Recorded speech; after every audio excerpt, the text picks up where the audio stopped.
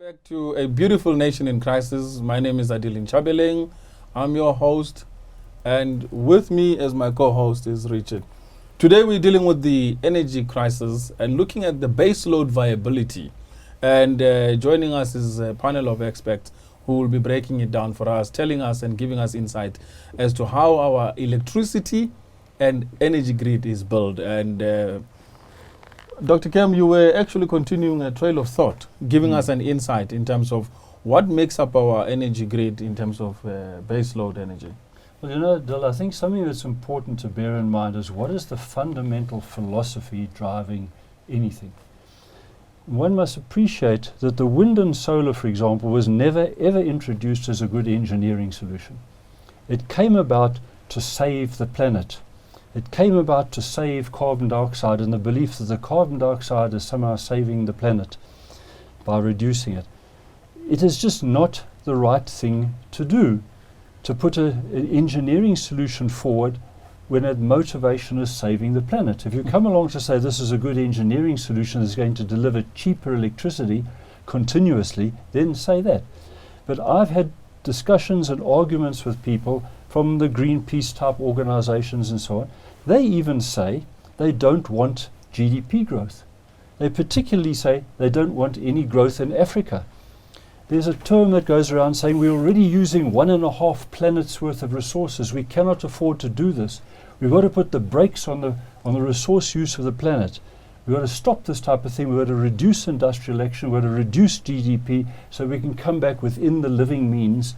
And then they advocate things like... What does it mean, reducing GDP? I mean, they say, let's cut the population, for example, and they want to cut the population in Africa, Asia, China. So is that why we have a crisis? Yes. Whereby this is the... You look at the fundamental philosophy of organizations like Greenpeace. We want to cut back on economic growth because we don't want to use more resources than the planet can afford. So electricity, cutting back on our electricity is part of that. That's right. One of the reasons why they're anti-nuclear is that in the earlier days, nuclear was shown to be the most safe, the cheapest and the most effective energy source. And people have said directly to me, if we allow nuclear to go ahead, electricity will become too cheap. People will build more motor car plants. They'll put air conditioning in their houses. And that's true. People in Africa will expand. They say, we don't want that. They say, we want some of the people in villages to stay like that, walk down to the river. I've had people from France and Germany face to face telling me that African women must go to the river and they must get water in a bucket on their head or a calabash. Do not install a pump because it produces atmospheric pollution. It adds to the electricity load. They showed me a picture of a black farmer with one ox and one wooden plough. He said that's the right way to do it, living in harmony with nature. You Africans must show the world. He must not get a tractor because then he uses diesel. He uses industrial usage. They've got to build more tractors. So there's a philosophy deep down to stop the advance, to cut down on the industrial growth. It might sound crazy, but have a look yourself on the websites right at the beginning and see how many times live in harmony with nature and so on. I'm all in favor of being green. I don't want litter. I don't want abuse. I don't want polluted rivers. But stopping people getting electricity because certain first world people feel that the third world must now not go where they've gone, that's the wrong philosophy. I'm confused actually, because I thought this electricity crisis had a link to the fact that we have less electricity. And actually the views that are coming up are confirming that it is not only the fact that there is no maintenance of our power plants, but there is a deliberate cutting down of our electricity production. Yes. I am African. I don't want to walk down any river barefooted. Yes. It doesn't make sense. Yeah. And for that fact, I mean, I want to ask Zach to give us his insights. Why are we sitting with this crisis? I mean, is it the real truth that climate change has this interest that Dr. Kem is saying that they want to cut down on electricity production and they are going to block out nuclear altogether? Yeah, look, I have not really come across a physical evidence that I can refer to, but the actions of the Greenies and the actions of these organizations point to that fact, because they oppose anything that seems to bring a baseload solution that brings power reliability. One day they will wake up and they are against coal, they give the reasons.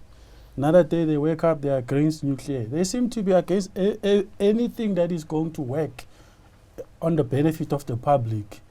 And when they do that, they provide you with one solution, and they almost like acting as the marketing agents of renewables. So we ask, I always ask myself to say, are they being But it's paid by the strange. banks? Wind and solar uses electricity to produce the solar panels as well as the windmills that are being used. I mean, does it make sense that you would want a less electricity environment, yet you're producing things using electricity? Well, if I may answer, you know, I don't think you can win that argument with them, because that argument doesn't even begin with them. With them is these things should not be done. So we can talk amongst ourselves to say that in the whole cycle, look at it differently. What you claim to be clean is not so clean, but the question is, will we ever have an opportunity to sit with them? Because often when they block these things, they don't engage one. They just go there and disrupt. Well, Richard and stop. is a strong supporter, and I support renewables as well. I mean, I drive a green car and I try to live a green life. But I don't agree to some of the views that we should actually stop the production of electricity. So, I mean, No. what's your view, Richard? Absolutely not. I think we've got to go back to the planning argument we had in one of our earlier installments, where we talk about integrating all of the nation's plans for a prosperous future for South Africans, right? Yeah. And that has to involve industrialization. Yeah. And industrialization needs energy. So we have So- to increase our energy production. Absolutely.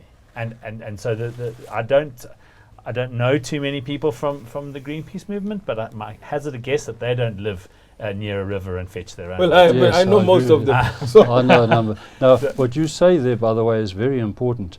There's a well-known graph in economics that shows that personal income is directly related to national energy consumption. True. There's a straight line. All countries in the world fall on it. There's no way to get off it. So what it means, if you want to double the income of citizens, you want to double electricity consumption. So South Africa, the only honourable goal we can have with electricity consumption is double electricity consumption. I've said a number of times, people should not be saving electricity, we should be using electricity. Don't save it, use it. There's a big difference between wasting it. Okay, use electricity means build another motor car plant, use more electricity, export more motor cars, make more money for the country, bring financial benefit to the people. Completely different to wasting electricity. I'm not saying anybody should waste electricity. If you look at some of our neighboring countries, some of our other Southern African countries are 10%, 15% electrified. The only honourable thing those countries can do is aim to double electricity consumption as quickly as possible, then double it again. Then double it again, Well, and then do it again. can I And So we that need is- to that is- double and triple our electricity Exactly. production. This thing about cutting back on total electricity is wrong. We've got to aim to double South Africa's electricity. Building not more just power plants, you say. building more. And doubling big it, you'll have power the plants. economies of scale effect. So the Yes. electricity price, I doubt it's going to get cheaper, but at least the increases will level off dramatically. Well, right now, nuclear is the cheapest electricity in South Africa, whereas the wind and the solar is the most expensive by far.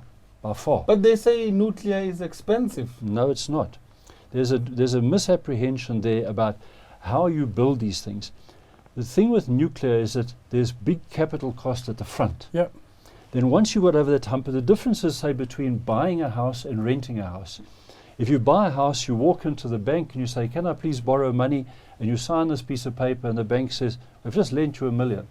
So, yeah, yes, but I don't have $1 million. Yeah. Now you're committed to pay it back over 20, 30 years.